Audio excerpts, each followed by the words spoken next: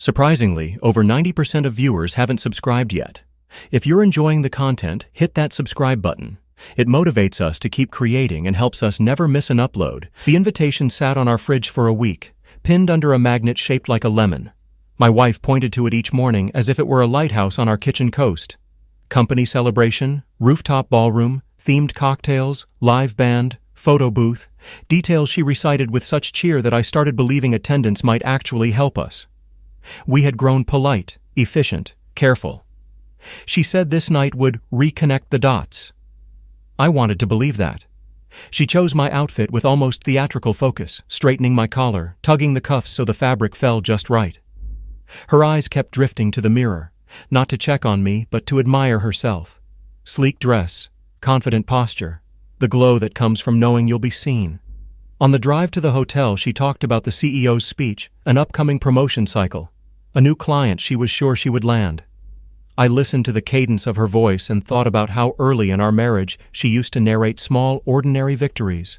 Ripe peaches at the grocery store, a neighbor's new puppy, the smell of rain on hot pavement. Somewhere along the line, the everyday lost its flavor for her. Admiration began to matter more than affection. The hotel lobby smelled faintly of citrus and polished wood. We rose to the ballroom in a glass elevator that turned the city into a moving mosaic behind us. When the doors opened, we stepped into light and noise, conversation threading through music, waiters balancing silver trays, a skyline spread beyond tall windows like a painted backdrop. She was greeted instantly. Names tumbled around us. Manicured hands squeezed her shoulders. People laughed at remarks I barely heard. I smiled, shook hands, and drifted toward a high table near the band, the safe corner where spouses gather when they are unsure of the map. For a while, I played along. I let colleagues recount travel stories and inside jokes, the kind that require a glossary. My wife floated in a small orbit, bright and fast, always a glance away, yet miles out of reach. When I caught her eye, she waved me closer, tucked her arm into mine, then spun away again to show a younger associate the view from the terrace. I sipped sparkling water and watched the band's saxophonist close his eyes on a long note, his whole body telling the story of a melody I couldn't name. Near the bar, a cluster formed around a tall man with a loud laugh and a beard trimmed to a crisp line. Someone whispered he was the rising star of their sales team. My wife joined them, her posture lengthening in that way she adopted when an audience presented itself. I wandered nearer, not to hover, but to finally hear the conversation that pulled her so intensely. The group's energy had the recognizable buzz of people who think they're very entertaining. She took a sip from a coupe glass and said, in a voice sharper than the flute's high notes, "I can dump him any time. He's useless to me." The room did not quiet. The band did not stop. The joke did not collapse into silence.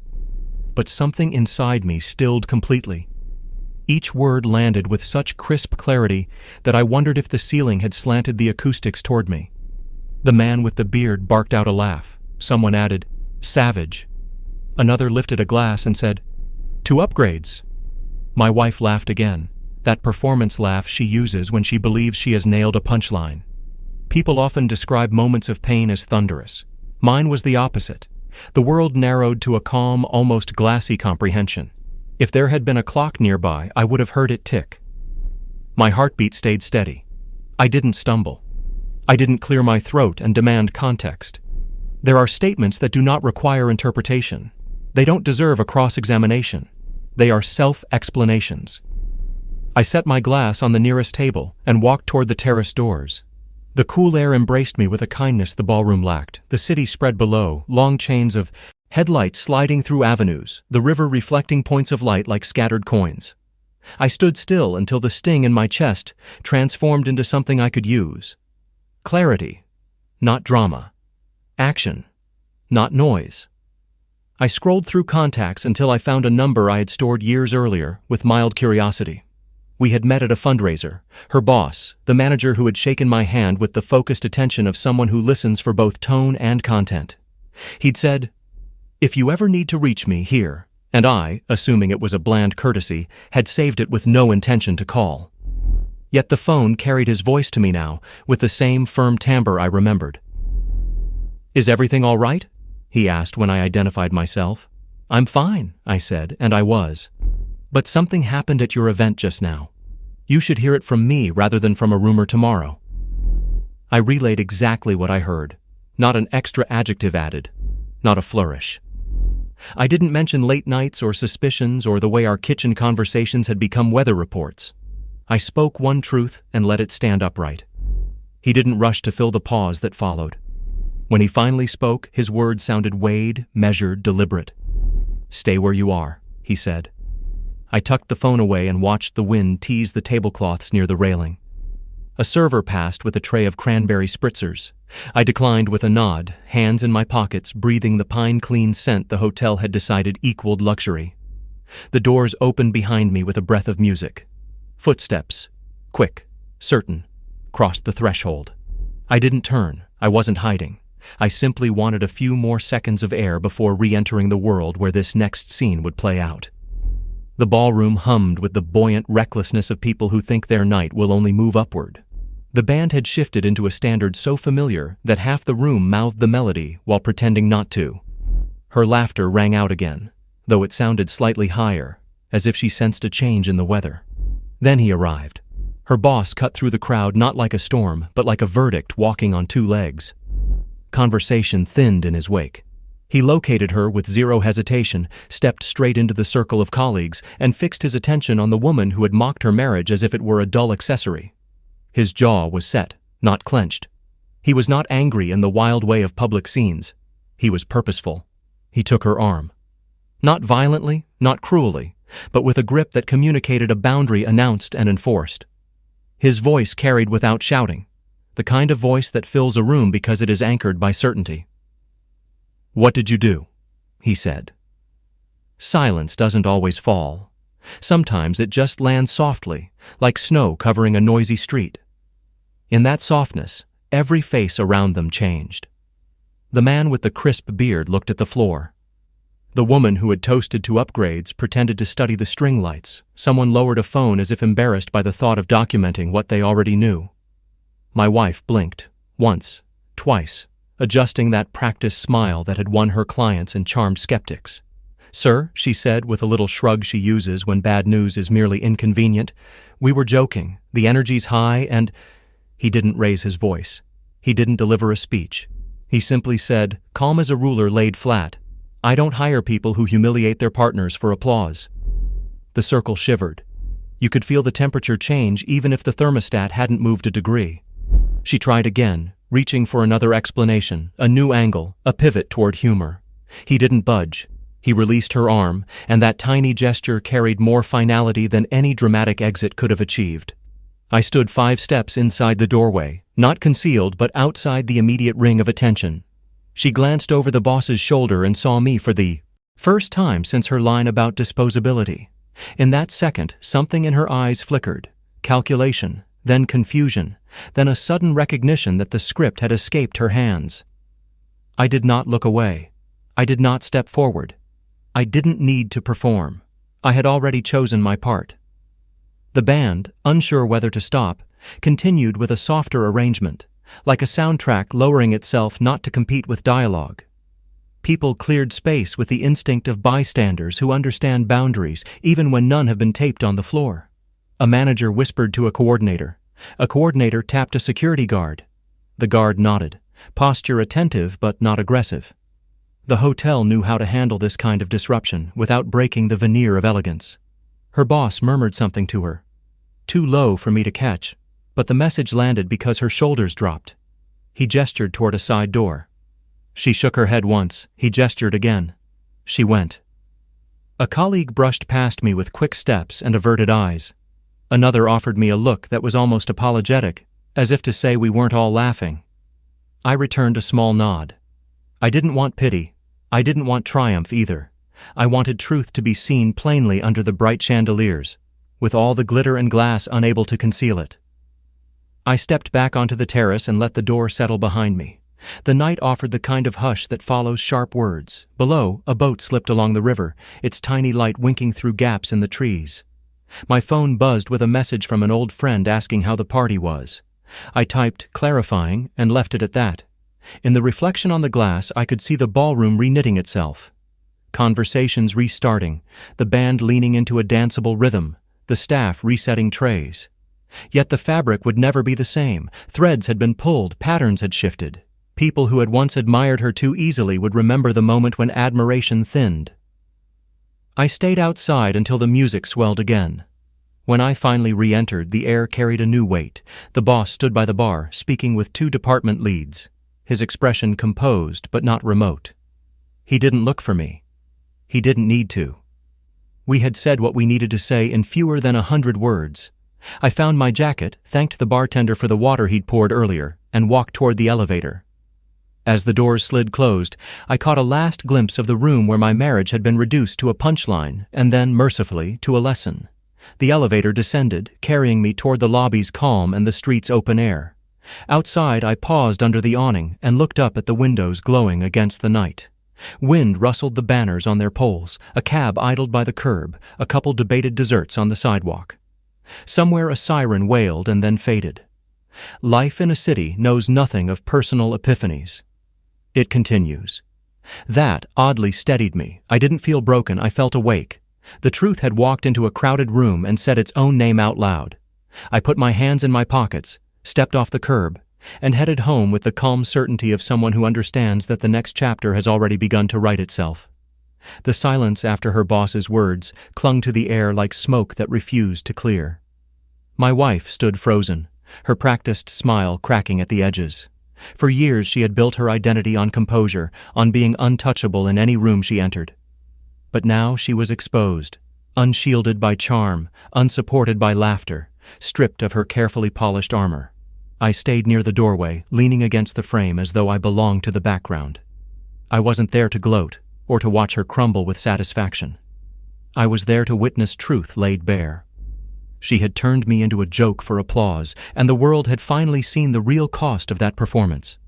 Her boss's voice still echoed through the ballroom. I don't hire people who humiliate their partners for applause. He didn't need to say more. The words cut sharper than any shouting could. The people who had laughed moments earlier shifted their weight uncomfortably, staring down at the carpet or hiding behind glasses filled with watered-down cocktails. Their silence was the loudest condemnation. My wife tried to recover. It wasn't like that, she said quickly, her words stumbling over each other. Everyone was joking. I didn't mean... But excuses are fragile things. They break when the truth is too heavy. And her boss had already made his judgment. With a curt gesture, he directed her toward the side exit. For the first time in years, she obeyed without resistance, her head bowed slightly, her eyes darting around the room as though searching for a lifeline. None came. I slipped outside before she could scan the crowd far enough to find me. The hallway was quiet, lined with paintings of city skylines and wide mirrors that reflected my expression back at me. I didn't look triumphant. I looked free. When I stepped onto the balcony outside, the cool air grounded me again. Below, the city continued as though nothing monumental had happened above it. Cars rolled through intersections, people laughed on sidewalks, taxis honked at hesitant pedestrians. The world didn't pause for heartbreak or betrayal. It moved on, and so would I. My phone buzzed, a message from a colleague who had also been at the party. "Are you okay?" I heard what she said. People are still whispering about it. I typed back a short reply. "I'm fine, thank you." No anger, no bitterness, just calm. Because for once I was. By the time I returned home that night, the house felt different. Same furniture, same photos on the walls, same faint scent of her perfume drifting from the hallway. Yet everything had shifted. The foundation we'd built our marriage on no longer existed. It had dissolved into the air with her careless words. She came home later, much later, still wearing the same dress, though it no longer seemed to shine. She found me at the kitchen table, sipping tea in the quiet. For a moment, she froze in the doorway, as if unsure whether she should step forward or retreat. "You left early," she said finally, her voice measured. "I heard enough," I answered. Her eyes flicked to the notebook on the table where I'd begun jotting down practical steps for separation. Her lips parted as though to speak, but no words came. Instead, she set her purse down on the counter and leaned against it. "It was a joke," she insisted, softer this time. Everyone was laughing. I met her gaze without flinching. "You weren't joking, and even if you were, the truth is in what people choose to laugh about." Her shoulders stiffened. "You're blowing this out of proportion." No, I said simply. For years, I've been shrinking myself to fit into the spaces you left me. Tonight, I realized I don't have to anymore. The rest of the night passed in silence. She paced the hallway, calling someone in whispers, perhaps a coworker, perhaps the same colleague she'd been so animated with at the party. I didn't ask. I didn't care. I slept soundly for the first time in months because I knew what came next. The following morning, I acted with quiet precision. I opened a separate bank account, redirected my paycheck, and scheduled a meeting with a mediator recommended by a trusted friend. I gathered copies of important documents, secured them neatly in a folder, and left them in the car trunk. None of it was done with rage.